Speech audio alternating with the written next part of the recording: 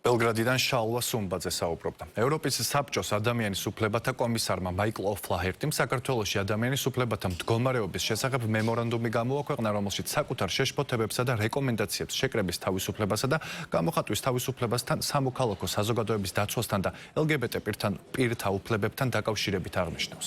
კომისარი აღნიშნავს, რომ მიუხედავად აქციის მონაწილეებისა და ჟურნალისტების მიმართ ცუდი მოპყრობის შესახებ სარწმუნო ანგარიშებისა, აღნიშნული დარღვევებისთვის არც ერთი სამართალდამცავი პირი არ იქნა პასუხისმგებაში მიცემული.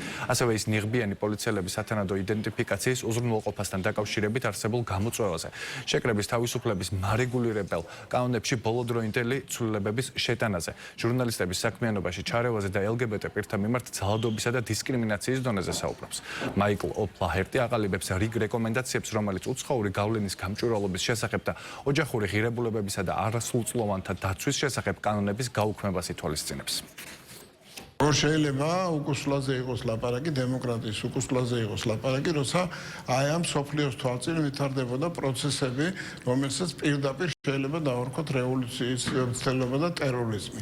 ტერორიზმად აღიარებული მოლოტოვის კოქტეილების გამოყენება. კი მოხდა სამწუხარო ფაქტები, მაგრამ ფაქტია საქართველოში იმდენი მედია რესურსია, რამდენიც ამ სოფლიოში ვერ ქვეყანას არ გააჩნია წარმატებულ დემოკრატიებს, განვითარებულ დემოკრატიებს LGBT პროპაგანდით უნდა ჩვენ ოჯახებში შემოჭრა. აი ეს პროპაგანდა იზღუდება ნამდვილად. და როდესაც ვითხოვთ კიდევ გამჭვირვალობას, ეს ერთადერთი მიზნით არის გაკეთებული.